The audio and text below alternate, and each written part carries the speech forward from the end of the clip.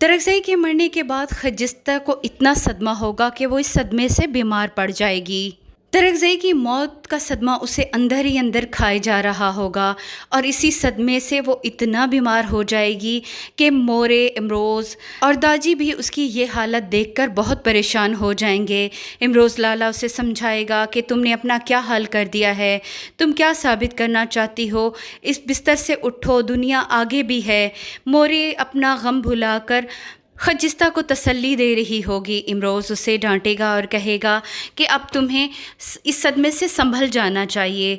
तब दाजी इमरोज़ से कहेंगे कि दिलावर खान ने गुले की ज़िम्मेदारी तुम्हें सौंपी थी, अब गुले की ये हालत है, उसे इस सदमे से निकालना होगा।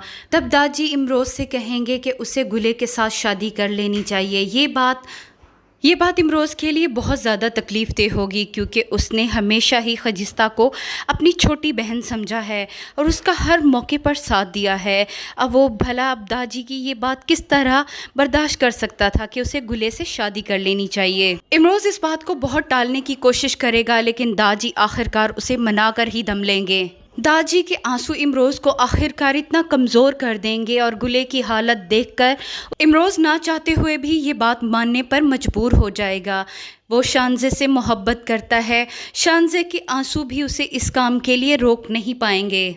शानज़े के लिए भी इमरोज़ और खजिस्ता की शादी किसी बहुत बड़े सदमे से कम नहीं होगी। वो सोच भी नहीं सकती थी कि इमरोज़ और खजिस्ता की इस तरह भी शादी हो जाएगी। आयमा डॉक्टर हादी से बहुत माफ़ी मांगी और उससे कहेगी कि वो आज के बाद उसको अपनी शक्ल भी नहीं दिखाएगी। तब डॉक्टर हादी जल कर कहेगा कि वो उसकी शक्ल देखना भी नहीं चाहता। आयमन ने जो कुछ हादी के साथ किया वो उसे भुला नहीं पा रहा। उसने उसकी मोहब्बत को उससे दूर कर दिया, उसे ड्रग केस में फंसाने और सबकी नज़रों में गिराने की कोशिश की। हादी ये बात कभी भी नहीं भूल सकता।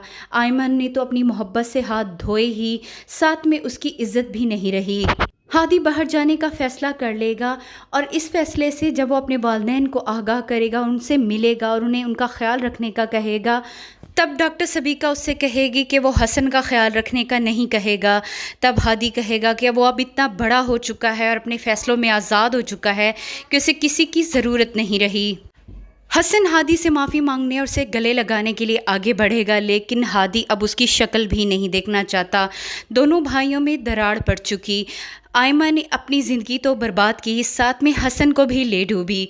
नाजरीन, आपको क्या लगता है, हसन को अपनी गलती का एहसास हो गया है और वो माफ़ी मांगने के लिए खजिस्ता के पास जाएगा? क्या खजिस्ता हसन को माफ़ कर देगी और हसन की माफ़ी के बाद वो हादी से शादी करने पर तैयार हो जाएगी?